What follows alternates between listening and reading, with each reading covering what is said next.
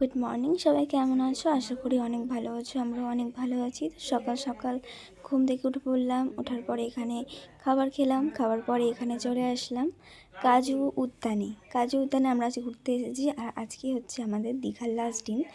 তো আজকে আমরা বাড়ি চলে যাব। তো সেই জন্য কিছু সাইট সিন ভিজিট করতে এসেছি। তো এটাই হলো ফার্স্ট কাজু উদ্যান। দেখো বাগানে গাছের মধ্যে কত কাজু হয়ে রয়েছে, খুব সুন্দর। আর এখানে নাকি কাজুর দাম কম। তো আমরা কাজু কিনিনি, যাই হোক কাজু উদ্যানে ঘুরে ভালো লেগেছে।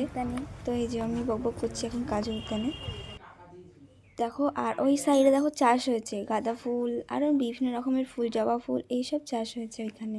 এত কাছ থেকে কাজু বাগানটাকে দেখে ভীষণ ভালো লাগছে।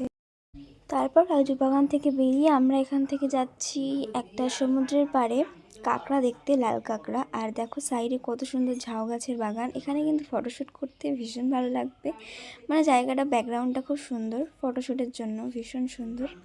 তো এই জায়গাটার নাম যেন কী বলেছিল আমার ঠিক মনে নেই, কিন্তু এখানে আমি লাল কাঁকড়া দেখতে এসেছি এটুকু জানি, বাট লাল কাঁকড়া আমরা দেখতে পাইনি। তো এই যে এখানে নামবো এখন আমরা। আর দেখো কত নৌকা দাঁড়িয়ে রয়েছে, আর এখানে চর পড়ে গেছে। এখন যেহেতু চরের টাইম, তো চর পড়েছে, আবার যখন জোয়ারের টাইম হবে তখন জোয়ার আসবে। তো আমরা এখন এই সাইড থেকে হেঁটে হেঁটে যাচ্ছি ওই নিচে নামার জন্য। তো দেখো এই যে আমরা নিচে নামছি এখন। আর দেখো নিচে নামার পর জলটা দেখো কত সুন্দর চকচক করছে, পুরো সাদা কাচের মতন জল চকচক করছে।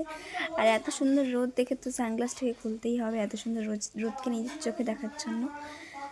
তো সেই জন্য আমি খুলে ফেললাম সানগ্লাসটা। এত সুন্দর দেখো ঝিকঝিক করছে জলটা রোদের ওপর, মানে রোদ লেগে।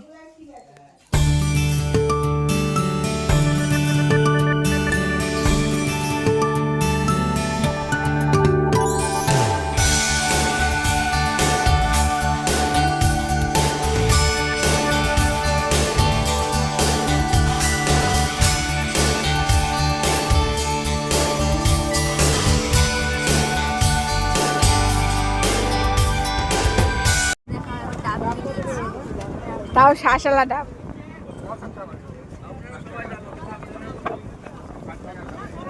কেমন লাগছে মানে?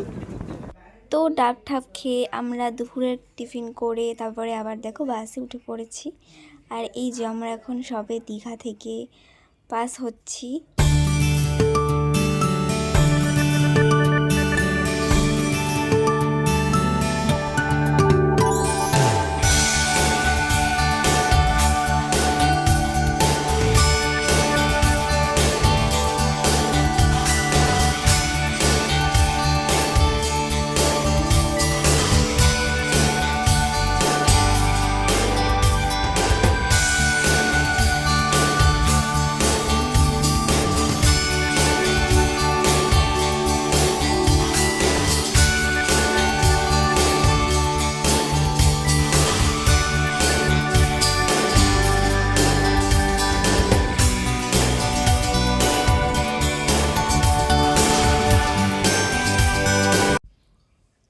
তো আমরা তো উঠেছিলাম সেই দুপুরবেলা বাসে, আর এখন দেখো সন্ধ্যা হয়ে গেছে, লাইট জ্বলে গেছে রাস্তায়। আর এখানে দেখো কত বই যাচ্ছে গাড়িতে করে। তো আজকের মতন ভিডিওটা এখানেই এন্ড করছি। সবাই ভালো থেকো, সুস্থ থেকো, টাটা। আর আমাদের বাড়ি যেতে এখন অনেক টাইম লাগবে, প্রায় এখনও 3 ঘন্টা আমাদেরকে বাসে বসতে হবে। আর দেখো এখানে লাইট জ্বালিয়ে দিয়েছে বাসের মধ্যে, যেহেতু দেরি হয়ে গেছে তাই জন্য। তো পুরো সন্ধ্যা হয়ে গেছে।